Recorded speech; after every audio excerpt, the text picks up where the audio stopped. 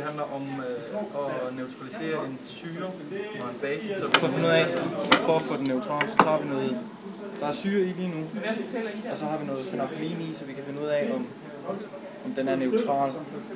Ellers så putter vi noget pH-papir i. Som vi kan se lige nu, så er den syre. Så drypper vi stille og roligt noget base i.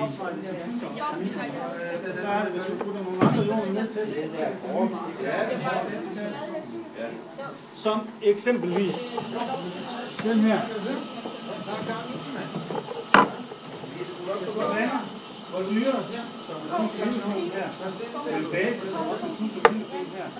Nede i vand her, kan man sige. Så finder de jo nogle nye marker. Det er ligesom salt og vand. Så på den måde. Så idiot helt præcist er...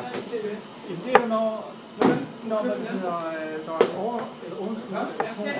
Hvad er det så, du skal den? Nej, den har jeg slået for. Sådan. Den er ikke neutral. Lidt mere, tror jeg. Du skal se på den der start. Den begynder at blive grøn. Den begynder at blive grøn. Nu er den rød. Ja. Så er der bare noget syre. Nu har du her. Ja, de der net.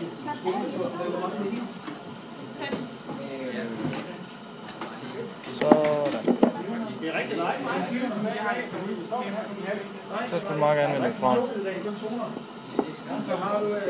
Og det kan vi finde ud af for alvor på en måde. Og det er ved at koge det hele op. Hvis der... Når vi så koger alt vandet fra, der til sidst kun er saltvand tilbage, så er det neutralt. Nu er vi i gang med at koge vandet fra. Så nu her lige om 5 minutter, så regner vi med, at der kun er salt tilbage. Og hvis det er det tilfælde, så er det neutral.